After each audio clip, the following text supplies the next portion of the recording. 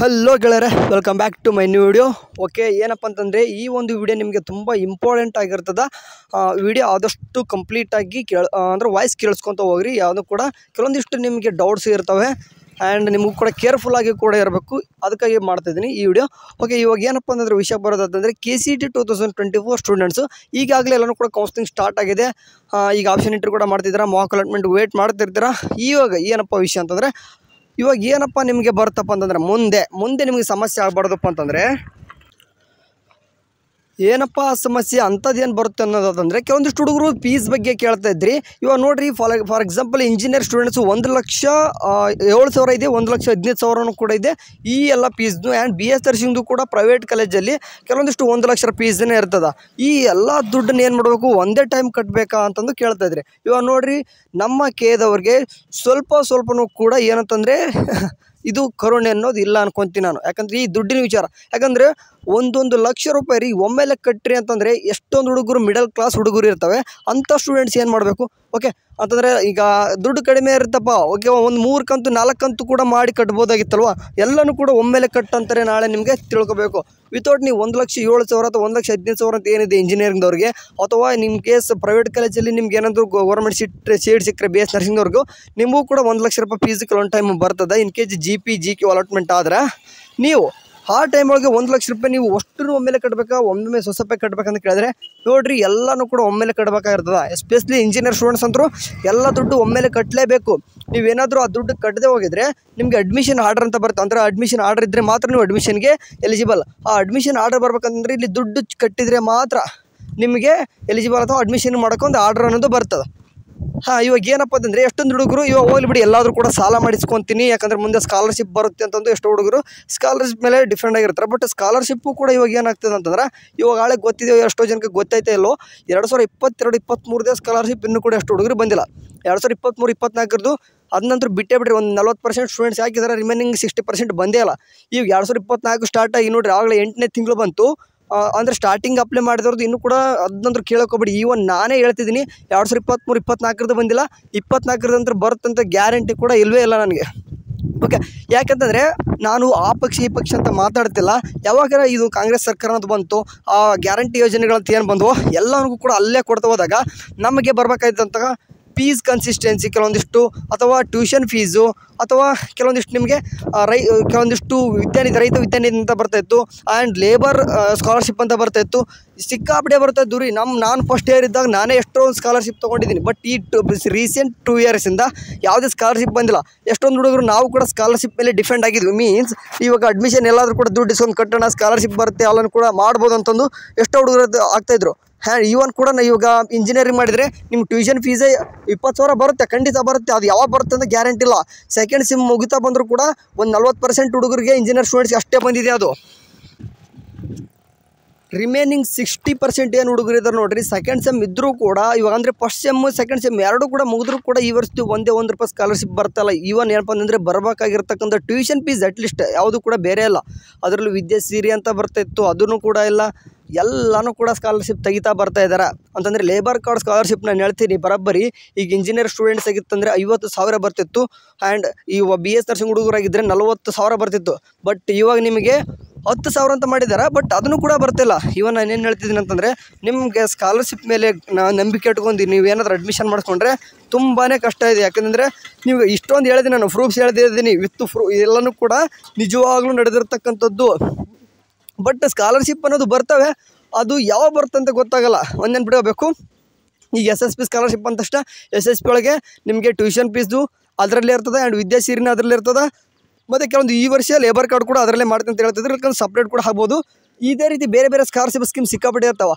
But ಆ ಒಂದು scholarship ಬರ್ತಾವೆ ಇಲ್ಲ ಅಂತ ಗ್ಯಾರಂಟಿ ಕೂಡ ಇಲ್ಲ. ಯಾಕಂದರೆ ಎಲ್ಲ ಹುಡುಗರು ಎಷ್ಟೊಂದು ಒಂದು 60% ಹುಡುಗರಾದರೂ ಸ್ಕಾಲರ್ಶಿಪ್ ಮೇಲೆ ಬಹಳಷ್ಟು ನಂಬಿಕೆ ಇಟ್ಕೊಂಡಿರ್ತಾರೆ. ಅಂದರೆ ನೀವು ನಾರ್ಮಲ್ PUC ಥರ ನಿಮಗೆ 5,000 6,000 ಸ್ಕಾಲರ್ಶಿಪ್ ಇರಲ್ಲ, ಜಾಸ್ತಿ ಅಮೌಂಟೇ ಬರ್ತಾ ಇರ್ತದೆ. ಯಾಕಂದರೆ ನೀವು ಪ್ರೊಫೆಷ್ನಲ್ ಕೋರ್ಸ್ ಕೂಡ ಕಲಿತಾ ಇರ್ತಾರೆ, ನಿಮಗೆ ಸ್ಕಾಲರ್ಶಿಪ್ ಅನ್ನೋದು ಜಾಸ್ತಿ ಕೊಡ್ತಾರೆ. ಬಟ್ ಇವಾಗ ರೀಸೆಂಟ್ 1.5 years ಅಂದರೆ 1.5 ವರ್ಷದಿಂದ ಯಾವುದೂ ಕೂಡ ಸ್ಕಾಲರ್ಶಿಪ್ ಅಷ್ಟೊಂದು ಸರಿ ಬರ್ತಾ ಇಲ್ಲ ಅಂತಲ್ಲ, ಬರ್ತಾ ಇದೆ. ಬಟ್ ಕೆಲವೊಬ್ಬರಿಗೆ ಬರ್ತದೆ, ರೀಚ್ ಆಗ್ತಾಯಿದೆ, ಕೆಲವೊಂದಿಷ್ಟು ಹುಡುಗರು ಬರ್ತಿಲ್ಲ. ಬೆಟರ್ ಏನಪ್ಪ ಅಂದರೆ SC ಸ್ಟೂಡೆಂಟ್ಸ್ಗೆ ಸ್ವಲ್ಪ ಚೆನ್ನಾಗಿ ಬರ್ತಾಯಿದೆ. ರಿಮೇನಿಂಗ್ ಬಿಟ್ಟರೆ ಜಾಸ್ತಿ ಇವಾಗ ಜನರಲ್ ಸ್ಟೂಡೆಂಟ್ಸ್ಗಂತೂ ತುಂಬಾ ಕಷ್ಟ. ಜನರಲ್ ಸ್ಟೂಡೆಂಟಲ್ಲಿ ಹೇಳಿದ್ನಲ್ಲ, ಒಂದು 40% ಸ್ಟೂಡೆಂಟ್ಸ್ ಹಾಕೋದು ಬಂದಿದೆ ಅಂತ ಹೇಳ್ಕೊಂಬಿಡೋದು, ಇಲ್ಲ ಅಂತ ಬಿಟ್ಟಾಕ್ಬಿಡೋದು. ಯಾಕಂದರೆ ನಿಮ್ಗೆ ಗೊತ್ತಿದೆ, ಇವಾಗ ಗೃಹಲಕ್ಷ್ಮಿ ಯೋಜನೆ ಅಂತಿದೆ, ಅವ್ರಿಗೆ ಮಂತ್ಲಿ 2000 ರೀ, ಎಲ್ಲ 2000 ಎಲ್ಲ ಇಡೀ ಕರ್ನಾಟಕದಲ್ಲಿರುವಂಥ ಎಲ್ಲರಿಗೂ ಕೊಡಬೇಕು. ಆ್ಯಂಡ್ ಇವಾಗ ಗೊತ್ತಿದೆ ಶಕ್ತಿ ಯೋಜನೆ ಅಂತ ಗೊತ್ತಿದೆ, ಅಂದರೆ ಇವಾಗ ಬಸ್ಸಲ್ಲಿ ಫ್ರೀ ಎಲ್ಲ, ಓಕೆ ಎಲ್ಲನೂ ಕೂಡ ಈ ರೀತಿ ಫ್ರೀ ಕೊಟ್ಟಾಗ ಅದನ್ನ ದುಡ್ಡು ಯಾವ ರೀತಿ ರಿಕವರ್ ಮಾಡ್ಬೇಕಂತಂದರೆ ನಮ್ಮ ಸ್ಟೂಡೆಂಟ್ದೇ ತೊಗೊಳ್ತಿದ್ದಾರೆ. ಓಕೆ, ಆ್ಯಸ್ ಎ ಸ್ಟೂಡೆಂಟ್ಸಾಗಿ ನಾನು ನಿಮ್ಗೆ ಹೇಳ್ತೀನಿ ಅಂದರೆ, ಎಷ್ಟೋ ಹುಡುಗರು ಪ್ರೊಟೆಸ್ಟ್ ಮಾಡೋಣ ಅಂತಂದು ಬೇರೆ ಬೇರೆ ಕಡೆ ಎಲ್ಲ ಮಾತಾಡ್ತಿದ್ದಾರೆ. ಯಾಕಂದರೆ ಒಂದು ಕೋರ್ಸಸ್ ಅಲ್ಲ, ಇವಾಗ ಒಬ್ಬೊಬ್ಬರು MBBS ಮಾಡ್ತಿರ್ತಾರೆ, ಅವ್ರಿಗಂತೂ ನಿಮ್ಗೆ ಕೇಳಲೇಬೇಡ, ಸಿಕ್ಕಾಪಟ್ಟೆ ಸ್ಕಾಲರ್ಶಿಪ್ ಬರುತ್ತೆ. ಬಟ್ ಇವಾಗ ಅದನ್ನು ಕೂಡ ₹1 ಬರ್ತಾಯಿಲ್ಲ. ಏನಾಗ್ತಿದೆ ಅಂತಂದರೆ, ಎಷ್ಟೋ ಹುಡುಗರು ಇದ್ರ ಮೇಲೆ ಡಿಫೆಂಡ್ ಆದವ್ರು ಏನು ಮಾಡಬೇಕು, ಇವಾಗ ನಾಳೆ ಸಡನ್ನಾಗಿ ಅಡ್ಮಿಷನ್ ಮಾಡ್ಸೋಕ್ಕೆ ₹1 ಲಕ್ಷ ಫೀಸ್ ಕಟ್ಟಂತಂದರೆ, ಇವಾಗ ಸಾಲ ಮಾಡಿ ಕಟ್ಟಿರ್ತಾರೆ, ಮುಂದೆ ಕಟ್ಟೋಕ್ಕಾಗದೆ ಅದು ಬಡ್ಡಿ ಗಿಡ್ಡಿ ಅನ್ಕೊಂಡು ಮನೇಲಿ ಒಂಥರ ಕಿರ್ಕೊಳ್ಳೋ ಅಂದರೆ ಕಾಟ, ನಿಮಗೂ ಕೂಡ ಒಂಥರ ಫೀಲ್ ಆಗುತ್ತೆ. ಓಕೆ, ಯಾಕಂದರೆ ಇಷ್ಟೊಂದು ದುಡ್ಡೆಲ್ಲ ಕಟ್ಟಿ ಕಲಿಬೇಕಂತ ಅನಿಸುತ್ತೆ. ಓಕೆ, ಹೌದಲ್ವಾ? ಸರಿ, ಯಾಕಂದರೆ ಇವಾಗ ನಮ್ಮ ಮುಂದೆ ಫ್ಯೂಚರ್ ಚೆನ್ನಾಗಿ ಇರಬೇಕಂತಂದ್ರೆ ಇವಾಗೆಲ್ಲನೂ ಕೂಡ ಮಾಡಬೇಕಾಗುತ್ತೆ. ಓಕೆ, ಈಗಿರುವಂಥ ಕಾಲ ಮುಂದೆನೂ ಕೂಡ ಈಗಿರ್ತಂತ ಏನೂ ಹೇಳೋಕ್ಕಾಗಲ್ಲಲ್ವಾ? ಸರಿ, ಎಲ್ಲನೂ ಬಿಟ್ಟಾಕೋಣ. ಆದರೂ ಕೂಡ ನಮ್ಮ ಪಾಡಿಗೆ ನಾವು ಓದ್ಕೊಂಡು ಹೋಗಬೇಕು. ಆದರೂ ಕೂಡ ಸಾಲ ಮಾಡಲೇಬೇಕು, ಏನು ಮಾಡೋಕ್ಕಾಗಲ್ಲ. ಬಟ್ ಚೆನ್ನಾಗಿದ್ದವ್ರು ಅಂದರೆ ಮನೇಲಿ ಸ್ವಲ್ಪ ಒಂದು ರೇಂಜ್ಗೆ ಇದ್ದವ್ರು ಅಂತೂ ಏನು ಮಾಡ್ತಾರೆ ಅಂತಂದರೆ ಇದೆಲ್ಲನೂ ಕೂಡ ಮ್ಯಾಟ್ರ್ ಆಗೋಲ್ಲ. ಬಟ್ ನಮ್ಮಂಥ ಮಿಡಲ್ ಕ್ಲಾಸ್ ಸ್ಟೂಡೆಂಟ್ಸ್ಗೆ ತುಂಬಾ ಕಷ್ಟ ಆಗುತ್ತೆ. ಈವನ್ ನಾವು ಕೂಡ ಸ್ಕಾಲರ್ಶಿಪ್ ಯಾವ ಬರ್ತಪ್ಪ ಅಂತ ವೇಟ್ ಮಾಡ್ತಿರ್ತೀವಿ. ಬಟ್ ಅದು ನಮ್ಮ ಸರ್ಕಾರಕ್ಕೆ ಅಂತೂ ಇಲ್ಲ. ಬಟ್ ನಿಮಗೆ ಒಂದು ಹೇಳೋಕ್ಕೆ ಇಷ್ಟಪಡ್ತೀನಿ ನಾನು, ಕೆಲವೊಂದಿಷ್ಟು ಸ್ಕಾಲರ್ಶಿಪ್ ಅಂತ ಬರ್ತವೆ, ಅವು ಯಾವನ್ನೂ ಕೂಡ ಸ್ಕಾಲರ್ಶಿಪ್ ಮಿಸ್ ಮಾಡೋಕ್ಕೆ ಹೋಗ್ಬಿಡ್ರಿ. ರಿಮೇನ್ ಏನಂತಂದರೆ ನಿಮಗೆ ನಾನು ಹೇಳ್ತೀನಿ, ನಿಮ್ಗೆ ಬೇಕಾದ್ರೆ ಫಾರ್ ಎಕ್ಸಾಂಪಲ್ ನಮ್ಮ ತಮ್ಮಂದು ಹೇಳಿದೆ, ನಾನು HDFCದು ಒಂದು ಬಿಟ್ಟಿದ್ದೆ ಸ್ಕಾಲರ್ಶಿಪ್ಪು. ಎಷ್ಟೋ ಹುಡುಗರು ಹಾಕಿದ್ರು, ಬಟ್ ಕೆಲವೊಂದಿಷ್ಟು ಹುಡುಗರಿಗೆ ಗೊತ್ತೇ ಇರಲಿಲ್ಲ. ಬಟ್ ಅಂಥ ಟೈಮ್ ಒಳಗೆ ನಮ್ಮ ತಮ್ಮನೂ ಕೂಡ ಸೆಲೆಕ್ಟ್ ಆದ, ಅವನು ಕೂಡ ಸ್ಕಾಲರ್ಶಿಪ್ ಬಂತು, ಜಾಸ್ತಿ ಅಮೌಂಟೇ ಬಂತು. ಸೊ ಅಂದರೆ ನೀವು ಸರ್ಕಾರದ ಕಡೆಯಿಂದ ಬರುವಂಥ ಸ್ಕಾಲರ್ಶಿಪ್ ಅಂದ್ಕಿಂತಲೂ ಡಬಲ್ ಅಮೌಂಟೇ ಬಂತು. ನಾನು ನಿಮ್ಗೇನು ಹೇಳ್ತಿದ್ದೀನಿ ಅಂತ, ಎಂಥ ಸ್ಕಾಲರ್ಶಿಪ್ ಬಂದಾಗ ನಿಮಗೆ ಖಂಡಿತ ನಾನು ತಿಳಿಸ್ತೀನಿ. ಸೊ ಹಂಗಾಗ್ಬಿಟ್ಟು ನಾನು ಈ ವಿಡಿಯೋದಲ್ಲಿ ಮಾಡೋಕ್ಕಂಥ ಉದ್ದೇಶ ಬಂದುಬಿಟ್ಟು ಇಂಜಿನಿಯರಿಂಗ್ ಮತ್ತು BS ನರ್ಸಿಂಗ್ ಸ್ಟೂಡೆಂಟ್ಸ್ಗೆ ಸಪ್ರೇಟ್ ಆಗಿಬಿಟ್ಟು ನಿಮಗೆ ಸಾಧ್ಯ ಆಯ್ತಂದರೆ ಕಮೆಂಟ್ ಸೆಕ್ಷನ್ ಅಥವಾ ಡಿಸ್ಕ್ರಿಪ್ಷನ್ ಬಾಕ್ಸಲ್ಲಿ ಏನು ಮಾಡಿದ್ದೀನಿ ಅಂತಂದರೆ ಗ್ರೂಪ್ನ ಮಾಡಿದ್ದೀನಿ. ನಿಮಗೆ ಮುಂದೆ ಸ್ಕಾಲರ್ಶಿಪ್ ಅಷ್ಟೇ ಅಲ್ಲ, ನಿಮ್ಮದು ಕೆಲವೊಂದಿಷ್ಟು ಫ್ರೀ ನೋಟ್ಸು. ಓಕೆ, ಎಷ್ಟೋ ಹುಡುಗರು ಮುಂದೆ ಅಂದರೆ ಇಲ್ಲಿ PUC ವರ್ಗು ಏನಾಗಿದೆ ಅಂತಂದರೆ ನೀವು ಆರಾಮ್ಸೆ ಅಲ್ಲಿ ನೋಡಿ ಕಲ್ತ್ಕೊಂಡ್ಬಿಟ್ಟಿದ್ದೀರ. ಬಟ್ ಮುಂದೆ ಬರ್ತಾ ಏನಾಗುತ್ತೆ ಅಂತಂದರೆ ಕೆಲವೊಂದಿಷ್ಟು ಹುಡುಗರು ನೋಟ್ಸ್ನ ದುಡ್ಡಿಗೋಸ್ಕರ ತೊಗೊಳ್ತಾರೆ. ಬಟ್ ಆ ರೀತಿ ಆಗಬಾರ್ದಲ್ವಾ? ಫ್ರೀ ನೋಟ್ಸ್ ಆರಾಮ್ಸೆ ನೀವು ಫ್ರೀಯಾಗಿ ಮುಂದೆ ಎಲ್ಲನೂ ಕೂಡ ನೋಟ್ಸು ಅವೈಲೇಬಲ್ ಆಗಬೇಕಂತಂದರೆ ನಿಮ್ಮ ಟೆಲಿಗ್ರಾಮ್ ಗ್ರೂಪ್ ಹೋಗ್ಬಿಟ್ಟು ಜಾಯ್ನ್ ಆಗಿರಿ. ನಿಮ್ಮ ಸಿಕ್ಕಾಪಟ್ಟೆ ಸ್ಟೂಡೆಂಟ್ಸ್ ಇರ್ತಾರೆ ನಂತರನೇ. ಓಕೆ, ಆ ಒಂದು ಸ್ಟೂಡೆಂಟ್ಸು ನನ್ನ ಹತ್ರ ಇರೋದು ನಾನು ನಿಮಗಂತೂ ಆದಷ್ಟು ಶೇರ್ ಮಾಡ್ತೀನಿ. ನನ್ನ ಹತ್ರ ಇರಲಾರ್ದು ನಿಮ್ಮ ಹತ್ರ ಸ್ಟೂಡೆಂಟ್ಸ್ ಒಂದು 1000 ಜನ ಇರ್ತಾರೆ. ಓಕೆ, 1000 ಜನದಲ್ಲಿ ಒಬ್ರಿಗೆ ಇನ್ನೊಂದು ಹತ್ರ ಇದ್ದೇ ಇರ್ತದೆ. ಸೊ ಹಂಗಾಗ್ಬಿಟ್ಟು ಶೇರ್ ಮಾಡಿಕೊಂಡ್ರೆ ನಿಮಗೆ ಹೆಲ್ಪ್ ಆಗುತ್ತೆ.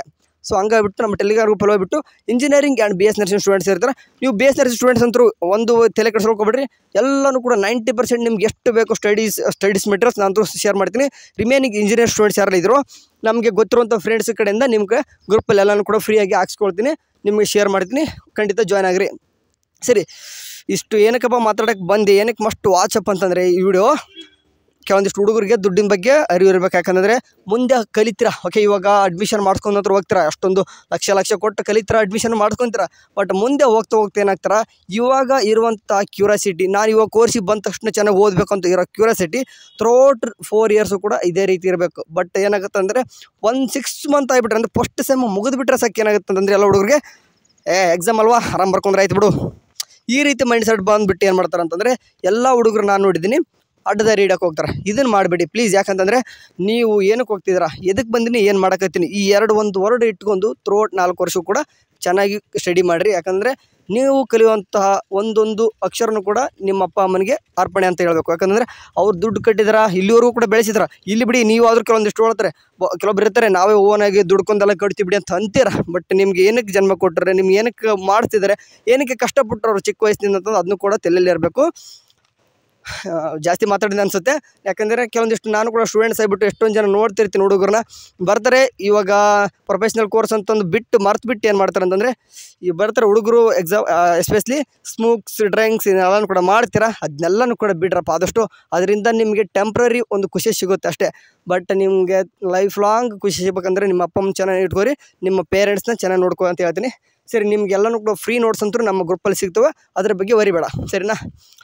ಸರಿ, ಜಾಸ್ತಿ ಮಾತಾಡಿದೆ, ಇಷ್ಟಿಗೆ ಬಿಡ್ತೀನಿ.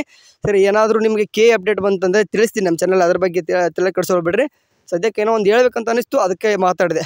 ಸರಿ, ಬಾಯ್.